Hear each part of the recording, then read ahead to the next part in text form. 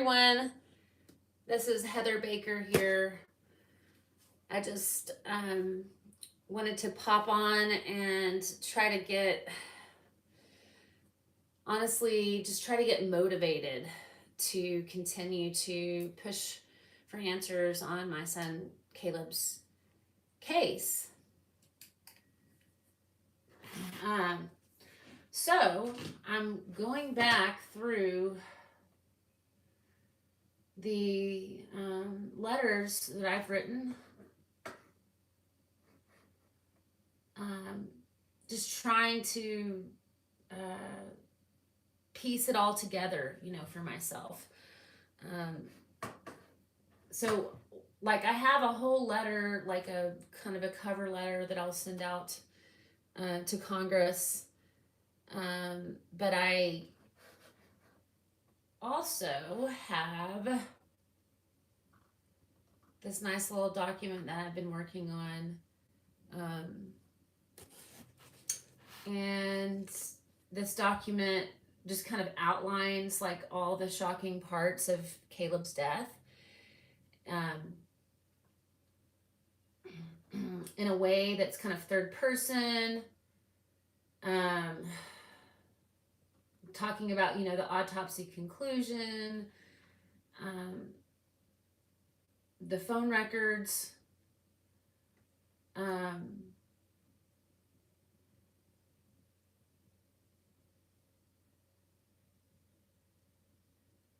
yeah, I mean, like, it has the whole thing, because I want to make it easy for Congress, the Senate, to be able to look into this, because and the other thing is that on my end of things, like, I have to press Congress and the Senate. I'm gonna have to call them every day, and I'm gonna have to email them every day, and it's like a full-time job on top of the full-time emotional job that it already is. My hair looks terrible. Sorry about that, guys. Just noticing.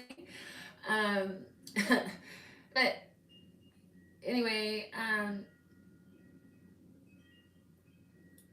about to throw in, actually, I grabbed a calendar. I was going to throw in, I'm working on this document here. Let's see.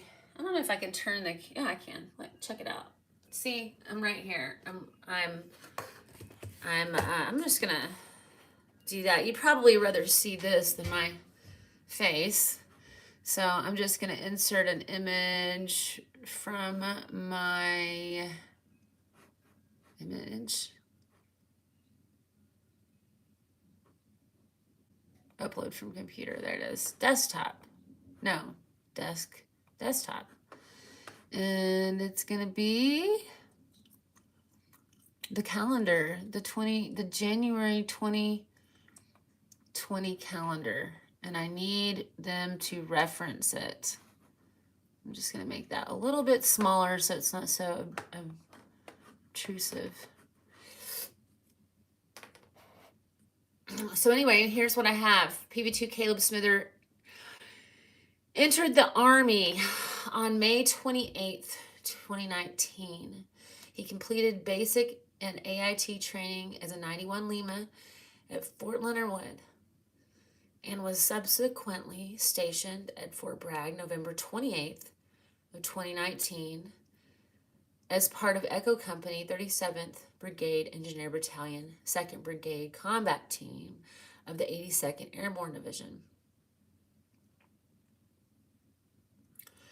According to the Army's investigations, on January the 9th, 2020, Smither was working on a deployed Universal Combat Earth Mover, otherwise known as a DEUCE, with PV2 Brandy Martinez. And per PV2 Martinez and Smither's command team unit members, PV2 Smither kept hitting his head while working that day on the DEUCE. But on the last time he came up too fast and banged the back of his head on the radiator. So that's the young lady, the young private. She's definitely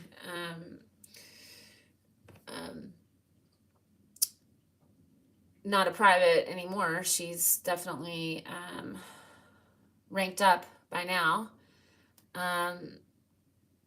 She was the last person to speak, well, probably speak to Caleb as well, because later on you'll see she came in and checked on him. She was probably the only person that really checked on him. After, let's see, after hitting his head, I need to make sure that I add that if I haven't already. I think I will. I think I did probably. Let's see. Martinez visit to room. Okay. Okay, so thank you, by the way, the one person that's hanging out here with me. I really appreciate you. I can see that you're sitting here checking this out, and I appreciate you being engaged and caring. I know it's been a while since we've had a live video or a video of any kind for Locked and Loaded Diaries. So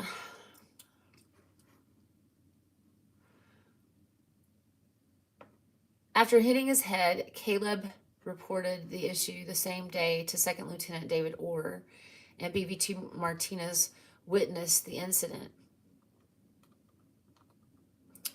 During Army Criminal Investigation Command report, Corporal stated that he knew Smither fairly well and that he called Caleb on Friday the 17th. So if you haven't pulled up a January 2020 calendar, it would, like, if you're going to follow me here, like, that's what we're talking about right here, the 17th of January. Okay, Caleb's body was discovered on the 21st. Caleb's body was discovered on the 21st. I was notified the 22nd. His records of his phone records died on January 15th. So, like, it's really important that you kind of have that mapped out in your brain already. Because the timeline does matter, because Caleb's body was found in the 5th stage of decomposition. Okay? And that's why it matters. Thank you to the 3 people that are now hanging out with me. You guys are so awesome, and thank you. Y'all are going to make me cry. Thanks. Not thanks for making me cry, but thanks for hanging out with me. It's awesome. Okay, so back to business. Like I said, the 15th of January, Caleb's phone records died. The only person that had the brainiac idea to order him. I think the Army just wanted to shut the whole thing down anyway. So then we come over here to the 21st, which is the last day. It's the day that Caleb was found, that he was discovered in his room. I still can't even believe I'm saying this right now. And the 22nd is the day I was notified. So here it says right here, during Army Criminal Investigation Command CID report, the corporal stated that he knew Smither fairly well and that he called Caleb on January the 17th. Okay, so let me ask you, if his phone records went dead on the 15th and the corporal called him on the 17th, and I do need to find out, I need to get the exhibit. So 1, 2, 3, 4. An exhibit for corporal. And I have that. I just need to, because I have another document actually that's a spreadsheet. And I mean, I'm just all over the place on this, guys. This is best I can do to keep my shit together and keep the story straight, you know.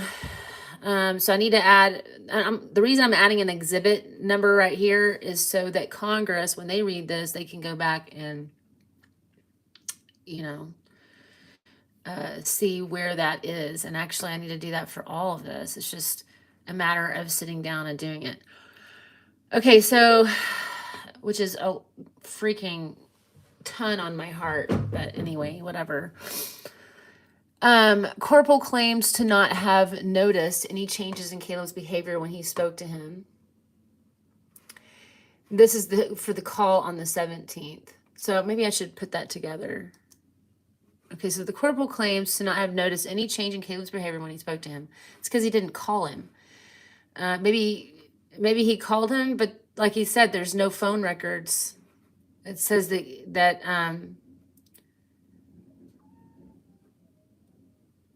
it says the corporal claims that Caleb's team leader in charge of checking on Caleb's periodically following his discharge from medical being placed on quarters. Statement is taken on January 22nd, one day after finding Caleb. Corporal does not recall what the other phone was,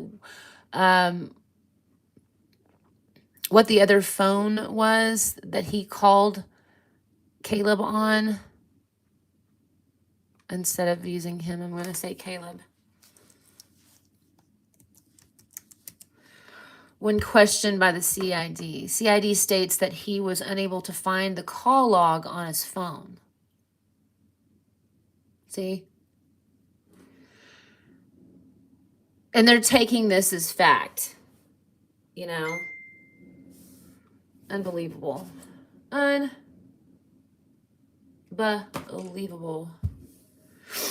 So he doesn't recall what phone he used. So what happened is that the corporal claims that he called Caleb on the 17th and he didn't notice any changes in his behavior. And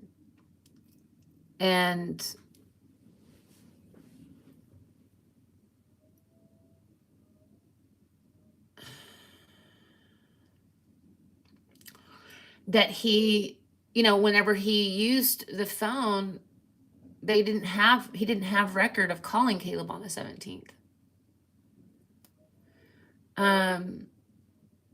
And so he said that he used somebody else's phone, which is a total lie, but that he couldn't remember what other phone it was. And he states also that he couldn't remember what friends he was with. It also says here, investigator notes that Corporal did not recall which friends he was with this evening. He allegedly drank and became irritated when asked questions about when he last spoke to Caleb. That was Exhibit 18. Maybe that all is in Exhibit 18.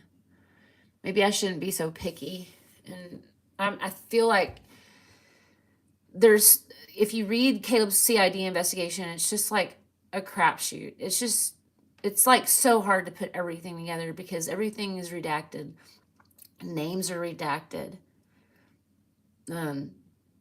So it just says corporal, or it just says team leader, or it just says specialist, and there's a bunch of different ones and you can tell they're different people, but there's nobody that you can't identify who anybody is or how many people that there really are.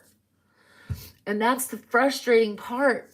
One of the frustrating parts about this whole thing is that it's so convoluted and crazy. It's so hard to even get through or make sense of. And you guys have so many questions. I wonder if there's any questions right now. Let me check. I don't know. I don't see. I don't see your chat. There it is. I found the chat. Hi, everybody. Hi, Deborah.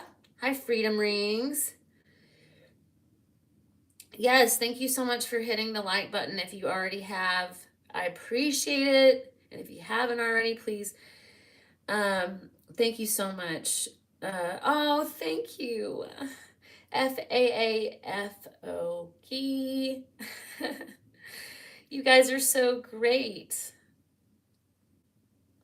They could check Caleb's received call log if they actually wanted to uncover the truth. But the problem is that we have a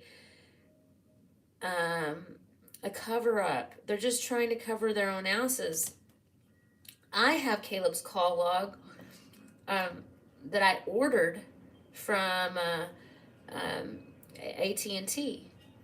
But no, the military, they're telling me that Caleb's phone's locked down. He can't get into it. They say that about every single soldier or sailor, airman, or marine. Yeah, any service member that dies, they're gonna tell you that they can't get into their dang phone.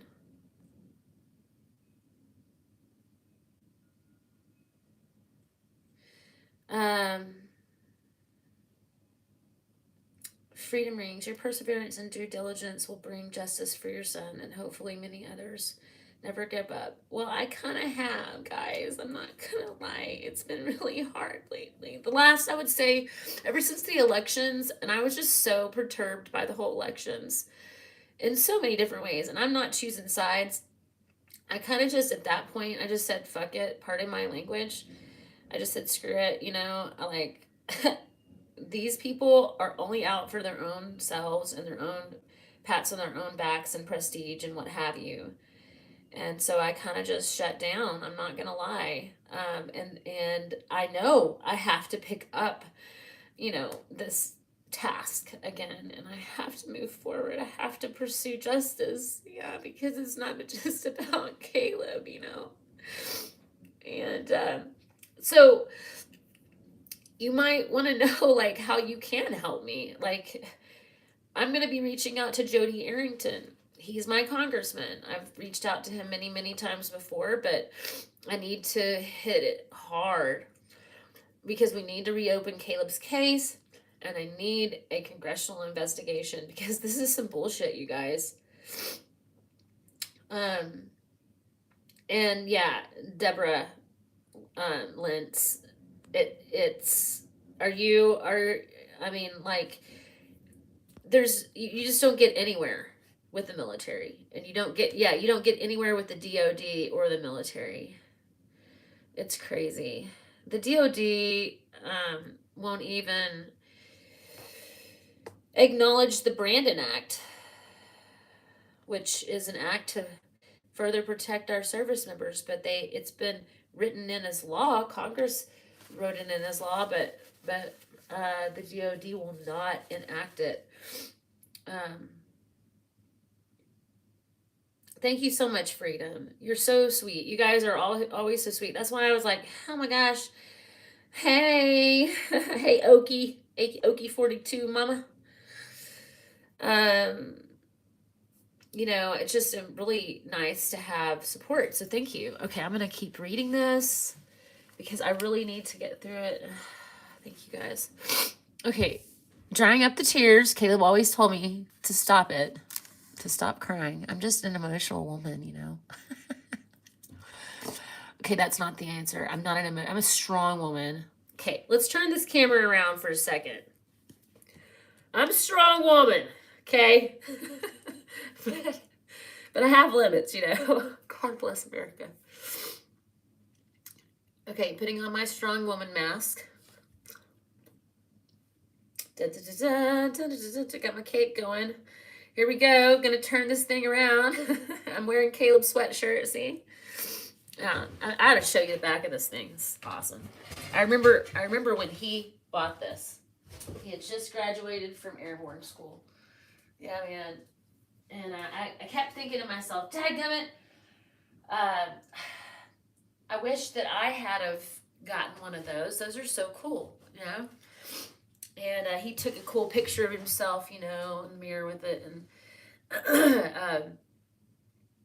I was like, dadgummit, I should have gotten one of those whenever I was up there at Fort Benning. And then whenever this sweatshirt came back home to me, whenever Caleb's things were delivered, I mean, I freaking lost my shit, you know? Just, it's so crazy. And here we are in January. We're about 3 years now. It's going to be 3. Here we go, guys. That's why I have to hit this hard. And it's, it's his year, because this is 2023. Caleb's jump number, and a number that's really important to Caleb, was 223. And so I'm going to do my best to crush this thing. But this is a different kind of weightlifting. All right. So the corporal states that Caleb's team leader specialist was in charge of checking on him, and that the team leader claimed to have spoke to Caleb face-to-face on Sunday, January 19th, prior to him being found. I'm correcting some of my errors. Again, let's look at this. Let me make this a little bigger for you guys. Let's look at this calendar. Okay. I told you that Caleb hit his head. They say Caleb hit his head on the 19th. I say he hit his head on the 13th. Because this is when he started telling us that he had a concussion. And the 15th of January is when all of his phone messages and responses stopped in the morning, the early morning of the 15th. I need to make sure that did I state the exact time? I think I did. And then there's so much to remember. And then the corporal said that he talked to Caleb on the 17th. And now somebody else is saying that they checked on Caleb on the 19th. Okay. But yet, Caleb's body was found on the 21st of January, too decomposed to be viewable. They let me know about it on the 22nd. Okay. His body was in the 5th stage of decomposition, guys. And, I don't know,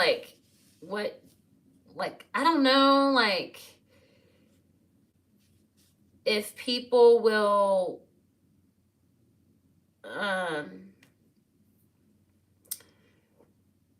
get grossed out by seeing his, photos, but I'm willing to share those if anybody would like to see his photos, his autopsy photos, to be very specific. Deborah, I have to agree. I tried to get a medal for my husband years ago who was dying, and their answer was, what the hell does he need it for if he's dying? Wow. Well, they, will posthumously promote people, and they will, all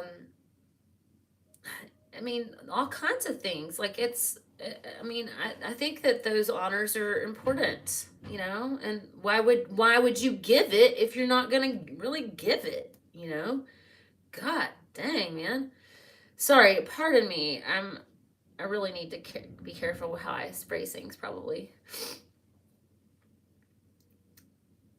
I cry and get mad. I can't blame you. Yes, thank you, Deborah.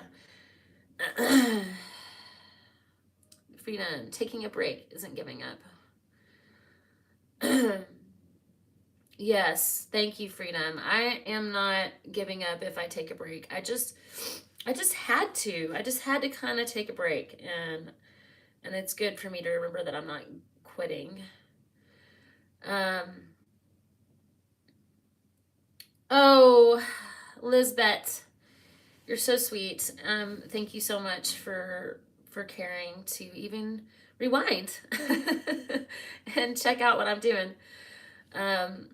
Deborah, I'm not too happy with the military right now. Both of my parents serve active duty in Korea and Vietnam. Yeah,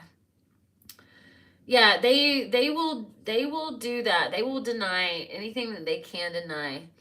I can't believe that they wouldn't even come out and play the taps and take care of you guys.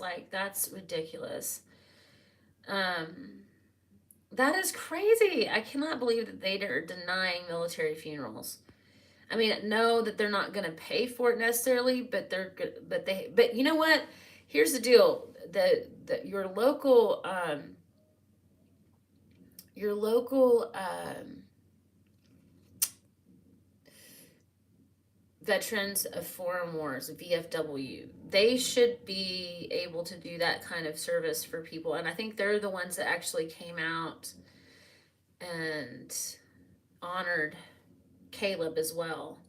But anyway, that's just crazy, and I'm sorry. Um,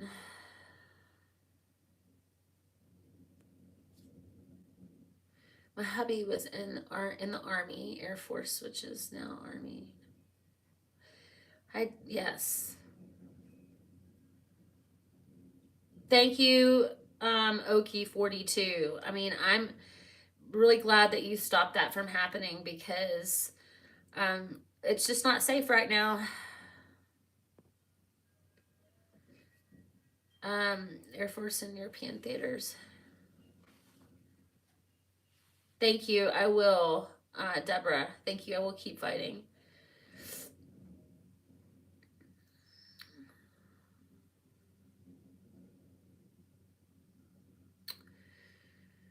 It is a beautiful. The military funerals are just, I mean, it's like another planet. It's crazy.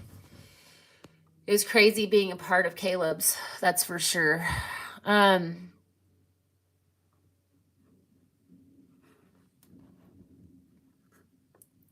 Okay, so team leader speaking to Caleb on the 19th, prior to him being found on Tuesday. The team leader claimed to have spoken to Caleb face to face. Corporal states that Caleb's team leader, Specialist so-and-so, was in charge of checking on him, and that the team leader claimed to have spoken to Caleb face to face on the 19th, prior to him being found on Tuesday. Corporal claims that team leader told him January the 20th that he had checked on Caleb. Corporal said he asked team leader because he was hearing stuff, like Caleb was on while Caleb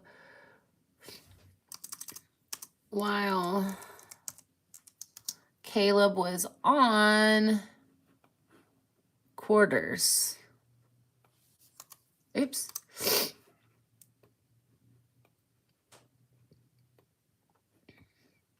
His roommates, he says that while Caleb was on quarters, his roommate smelt like his room. Let's see. Wait, what it's trying to say here is that also stated. I'm going to say stated. That's better. Stated. Let me move this. Stated that his room smelled like shit, and the mole people told his team leader to check on Caleb. I hope that I'm gonna say something about the Febreze here later because, okay, we'll get to that. Caleb's captain's. I'm gonna write this Febreze. Make sure, because that's a huge element in this case. Caleb's captain's statement during CID states that Caleb hit his head sometime on or around the 13th of January when he went to the ER the evening of the 13th, but was turned away. And that's an Exhibit 9 CID investigation. So right now they are saying that he hit his head on the 9th.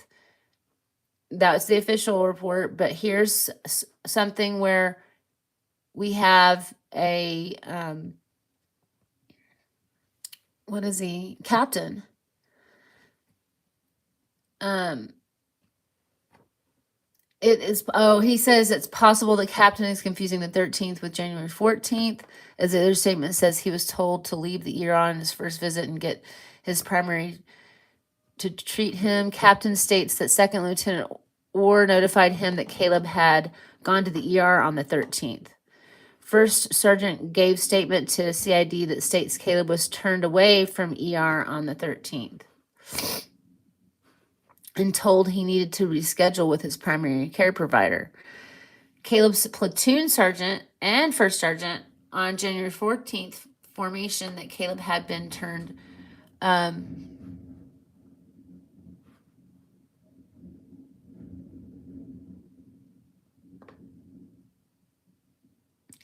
I guess I'm trying to say state.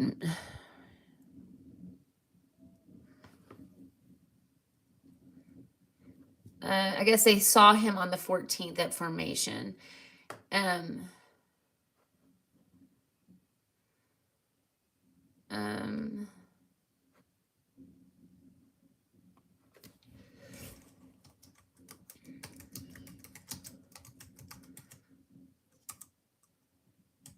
Spoke with Caleb on January 14th formation that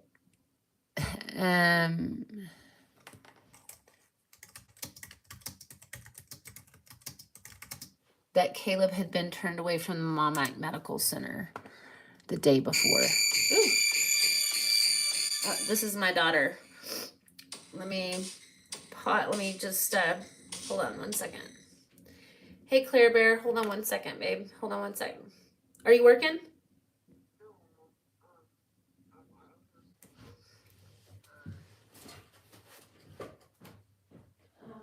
well, I've been trying to get hold of you all morning.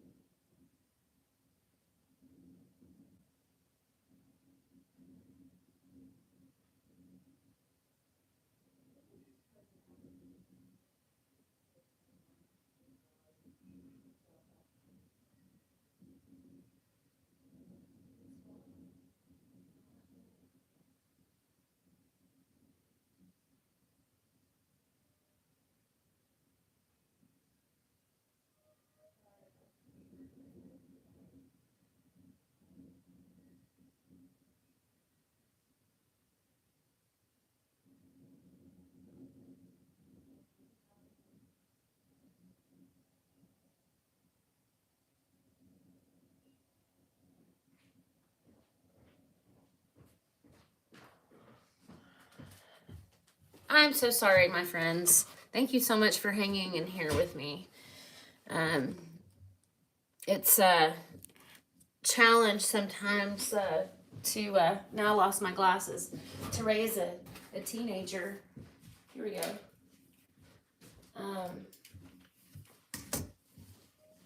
I've been trying to get a hold of that girl all morning, and then she finally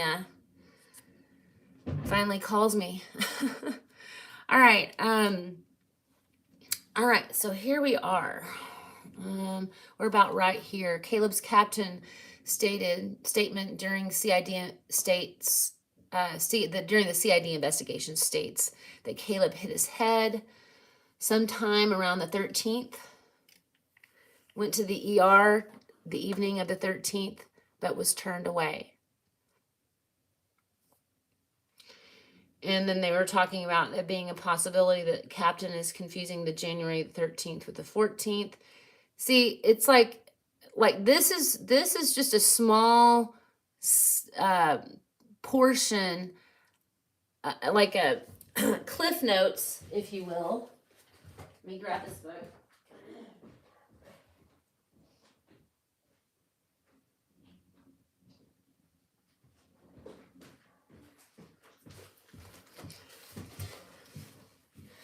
And I'm going to turn this around so you can see me. Hello, everybody. This is a shorter version, the Cliff Notes, like I was saying, to this. All of this. This is the CID investigation. You can see in here all the redactions. You can see all my notes. So that's what it looks like. There's Caleb's phone records. What do you know? Look, here's his phone records right there.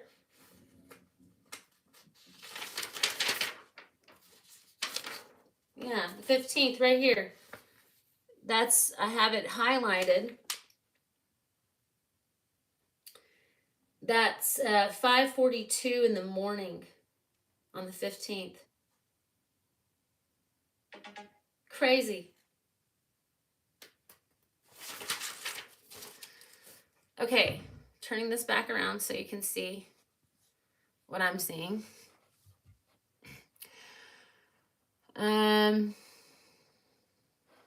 Captain states that Second Lieutenant Orr notified him and that Caleb had gone to the ER on January 13th.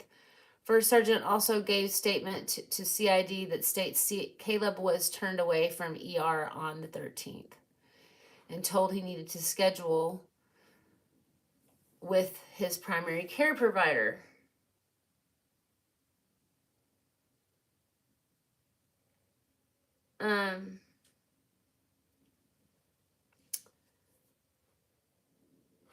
Caleb's medical records have no reference to him coming on January the 13th to Womack ER. And there is no reference to him coming at all. He was turned away. But this is also referred to in the AR 15-6 as a finding the fact was a fact that was reached.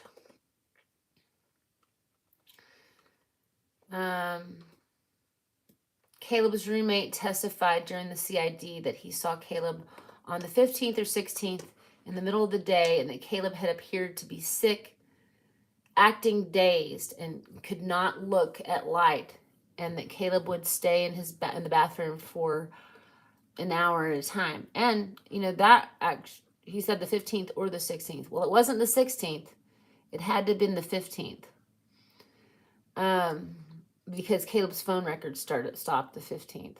Roommate states that on the 16th, he cleaned the common area and put some of Caleb's clothes in front of his door. The next day, the 17th, he put a note on Caleb's door asking him to clean up for the upcoming inspection. Roommate stated that both Caleb's clothes and note remained on the door all weekend. And on Sunday the 19th, in the evening, the roommate stated that he came back from his friend's house and thought he heard noises coming from Caleb's room. Noises were described as thumping and moving around or footsteps. On the 20th, roommate was preparing for the week and noticed the room began to stink. So he Febrezed the common area. And on January the 21st, he noticed the smell was much stronger and foul. The CID report and AR-15-6 acknowledged that the team leader charged with checking on Caleb did not do so over the long weekend and lied to both CID and command in his initial statements in which he stated he did. He later recanted these statements but has been allowed to continue and serve after being reprimanded. This is not the only soldier to lie under oath during the CID or command investigations, but the Army has failed to hold anyone other than a specialist accountable for Caleb's death. The soldier in command of Echo Company failed Caleb and missed multiple opportunities to save his life. Let's see.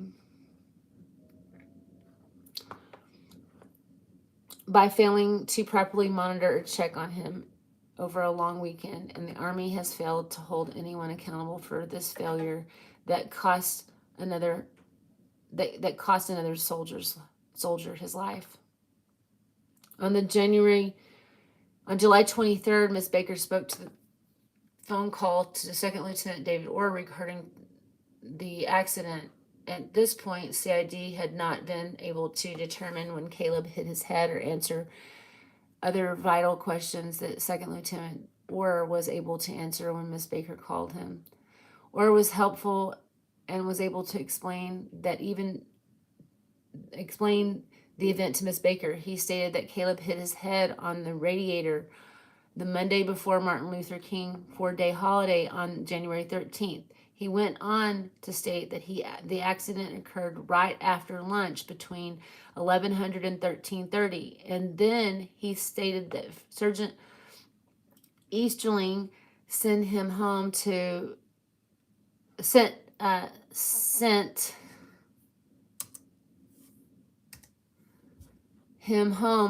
kind of get some rest, and then he tried to go to the ER that evening. During the interview, it was also discovered that Caleb had tried to go to the ER on the 13th after hitting his head, but was turned away by the Wamake Medical Center. Ms. Baker goes on to make this connection that he did not end up going to the ER on the 13th and instead showed up to the ER on the 14th. To this, Orr states the following. This is like, that should be a B. HB is Heather Baker, and LTO is Second Lieutenant Orr. Heather Baker, okay, well, he didn't show up in the ER until the 14th. Lieutenant Orr says, so correct, ma'am, because that evening he went at like midnight of the 13th. So he went in the early morning of the 14th, and they ended up turning him away because they told him he needed to see his primary care provider. And then when he showed up on the morning of the 14th, when he approached me and Sergeant Easterling, we immediately told him to hold him. That was a load of, that was crap, essentially, and he needed to go immediately back to the ER. And when Sergeant First Class Butchels escorted him over to the ER. I mean, I need to keep reading through this. I'll do another live shortly, and we'll continue to walk through this. I may just start over and read from the beginning again. And I kind of did this kind of impromptu, but I'm really so glad that so many people just like cared enough to stop in and say hi. And it's given me a lot of strength. So thank you so much. I'm going to try try to go spend some time with my daughter here. She's ringing me up. So I love you guys, and I promise I will get back on here, and this is helping me a lot. So thank you so much, and I hope you guys have a wonderful day. Love you guys.